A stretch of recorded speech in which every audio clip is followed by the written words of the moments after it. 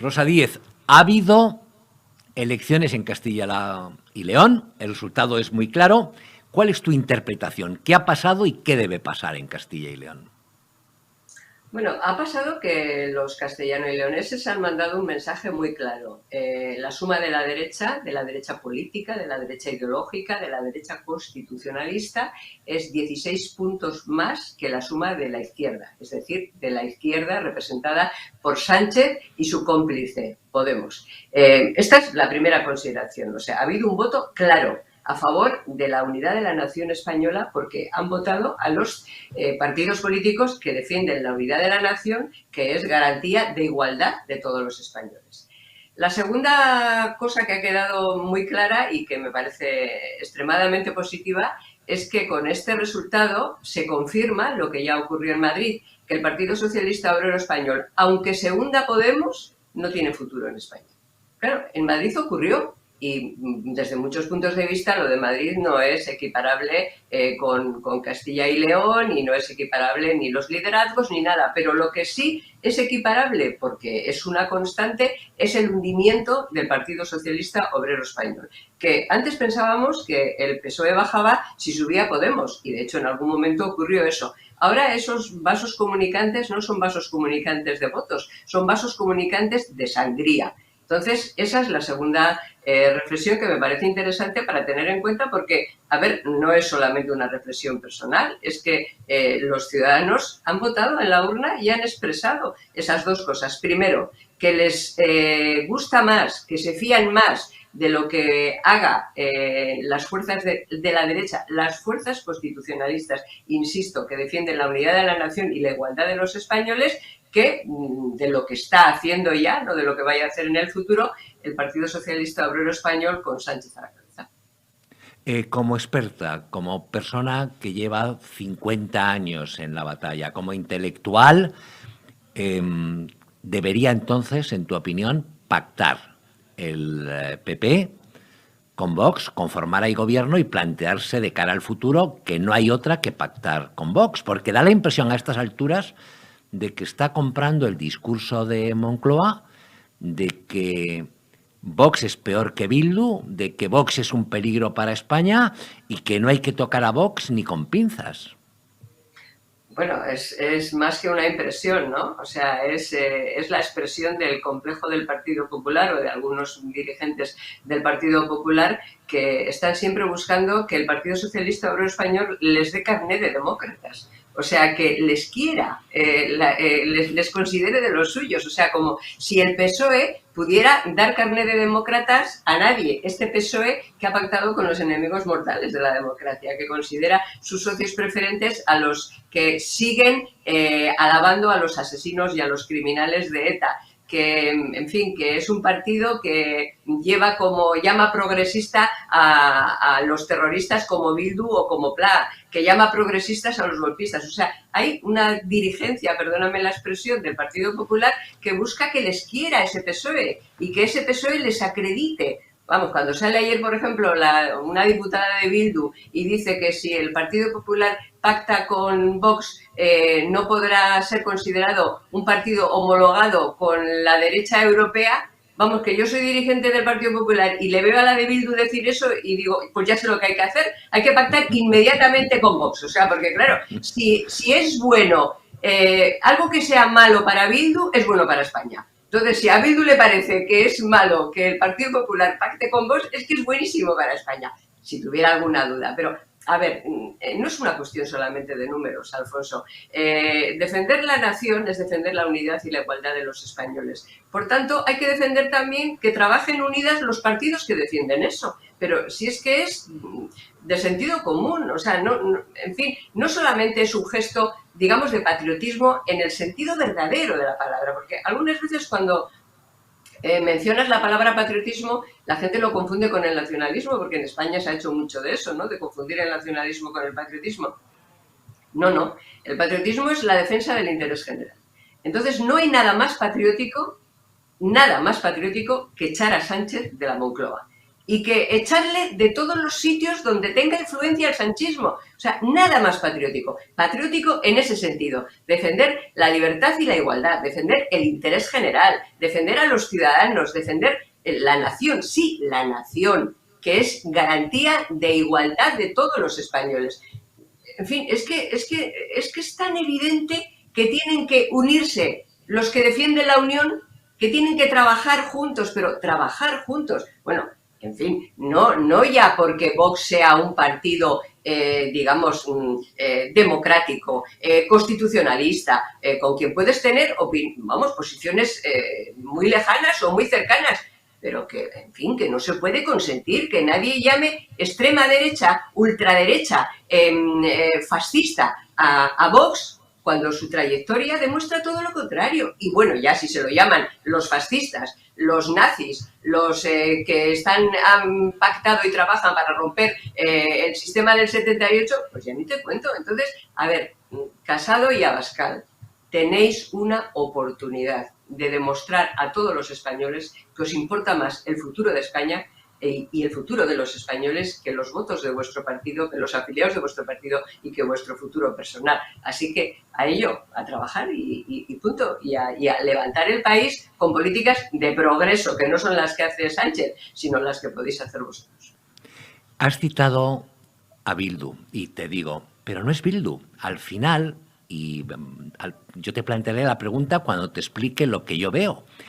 Los medios de comunicación casi en masa, los políticos, los intelectuales se suman a ese mensaje de que no se puede pactar con Vox. Pero incluso algunos periodistas moderados, posibilistas. Yo he escuchado esta mañana a Fernando Jáuregui en la COPE y sostenía la misma tesis. Es decir, la tesis de que lo que hay que conseguir es el beneplácito del PSOE, que el PSOE se abstenga y que Mañueco salga presidente. Y ese mensaje ha calado. ¿Qué ha pasado para que ese mensaje, que es contrario a la realidad, que vulnera la verdad, que es realmente pernicioso, haya calado tan profundamente que cadenas de televisión, que periódicos, que columnistas, que periodistas, que intelectuales se sumen a él? Y bueno, y todo un partido que se llama PSOE, porque no son los dirigentes del PSOE, es el PSOE en su conjunto. Es todo el Partido Socialista Obrero Español, efectivamente. No, ¿qué ha pasado? Pues, bueno, lo hemos explicado muchas veces. Primero, en España no ha habido pedagogía democrática. O sea, hemos construido la democracia, hemos hecho instituciones y leyes democráticas, pero aquí no ha habido una educación en democracia, ¿no? Ni la reglada ni la no reglada. Entonces, basta con que un partido potente, que es propietario por activa o por derivada de la mayor parte de los medios de comunicación del país, decida señalar a un partido político para que eso se repita, porque se repite hasta la saciedad. Y nadie, o sea, como aquí vivimos de eslóganes y de tweets y no de reflexión, como no ha habido esa pedagogía y esa cultura y esa educación en valores, pues si el PSOE decide que Vox es la ultraderecha y que es inconstitucional y que es un partido peligrosísimo, eso se repite continuamente. Y los que lo repiten se olvidan que antes de que señalaran a Vox como un partido de la ultraderecha, de la extrema derecha, decían lo mismo de Ciudadanos, decían lo mismo de UPyD. Cuando nosotros estábamos cuando son diputados también nos llamaban de extrema derecha, de extrema izquierda y de extremo centro, nos llamaban de todo. O sea que cuando este PSOE antisistema, porque hace sus alianzas con partidos antisistema, quiere liquidar a alguien, pues le coloca ese San Benito. Y luego los medios de comunicación o los periodistas que trabajan en los medios de comunicación repiten la retahíla, porque lo cómodo es no pensar. Lo cómodo es repetir, lo cómodo es no argumentar, porque, a ver, Alfonso, si tú quieres que no te llamen facha, repite lo que dice el PSOE. O sea, y entonces no te llamarán facha. Ahora yo digo, si pasa una semana sin que me llamen facha, me pregunto, algo estás haciendo mal, Rosa Díez, porque realmente se ve que te estás sumando a lo cómodo. Entonces, claro, que Jáuregui, que tú le citas, yo no le he oído, diga que lo bueno es que el PSOE modere y se sume al PP, el PSOE que tiene como aliados a los terroristas, sí, a los terroristas, o sea, que tiene como aliados, que defiende eso, no solamente a nivel nacional, sino a nivel internacional. El PSOE va, pero si lo que hay que hacer es echar al PSOE, pero si es que es una cuestión de legítima defensa, de legítima defensa de la democracia. Entonces yo creo que no hay que callar, o sea, que hay que levantar la voz y que hay que explicarlo. Frente al eslogan, explicación. ¿Quién es peligroso para el sistema del 78? ¿Vox o quien se alía con los que quieren derogar el sistema del 78? Pero derogarlo a la fuerza, no derogarlo modificando la Constitución, pero la Constitución no son las tablas de la ley. Se puede estar a favor de reformar la Constitución, lo que hay que hacer es reformarla con arreglo a la ley y a las normas constitucionales. Entonces, ¿qué es lo progresista? ¿Qué es lo moderado? ¿Qué es lo democrático? ¿Aliarse con el Partido Socialista, que está en manos de la gente que, para derogar la Constitución, unos han asesinado y otros han dado un golpe de Estado? No, hombre, no, esto es un peligro para la seguridad nacional. Hay que echarlos, democráticamente, pero echarlos. Decías antes, has comentado que hay cosas que haces mal, hay cosas que haces muy bien, y te voy a decir por qué. Mira, durante muchos años, durante décadas, nunca se ha contado en España la verdadera historia del PNV, lo que hay detrás, lo que ha habido detrás. Y por fin llegas tú, sacas libro, que como os decía antes en un viejo programa español, tengo un libro en las manos, que se titula Maquetos, una historia escrita para que nadie olvide. Sobre todo a mí me llamó la atención lo de Maquetos, que es un nombre como muy fuerte. Y hay cuentas de verdad, relatas con todo detalle, desde la experiencia personal, desde la anécdota yendo a la categoría. Es decir, ¿qué ha pasado? ¿Cómo es ese PNV? Y dices cosas tremendamente fuertes, que tienen que haber sentado en el PNV, no te digo cómo, tiene que haber sido un terremoto en el PNV, porque llegas a decir y compruebas de que estaban fascinados por los nazis y que los nazis estaban fascinados con ellos.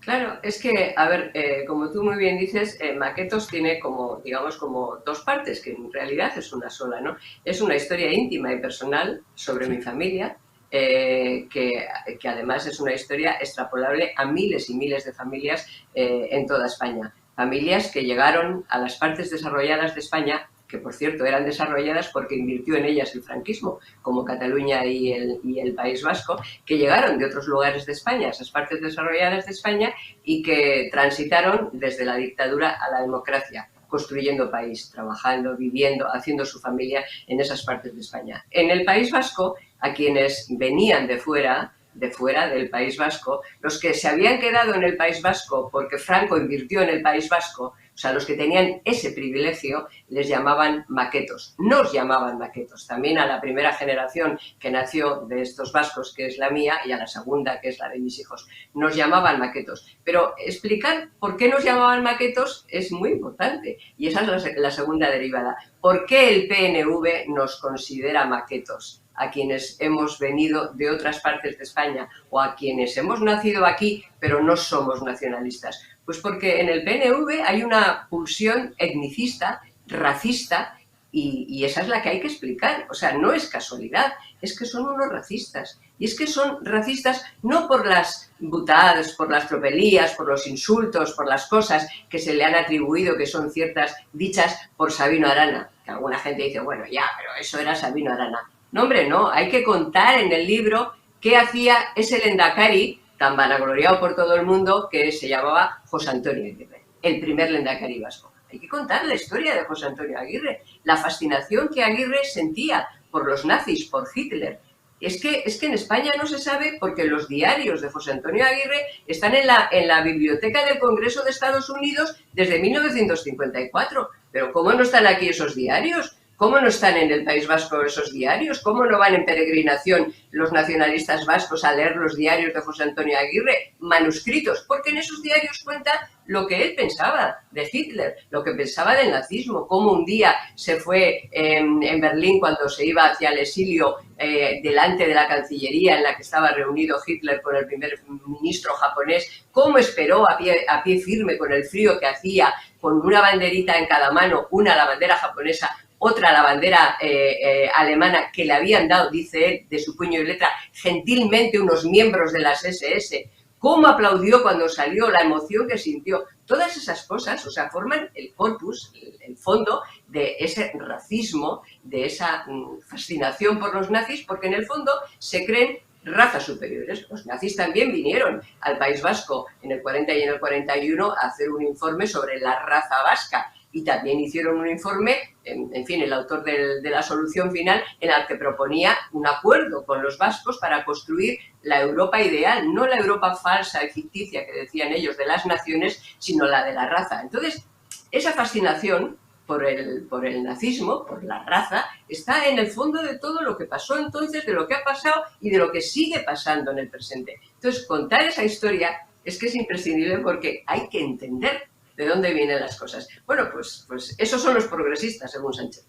¿Y persiste ese sentimiento racista?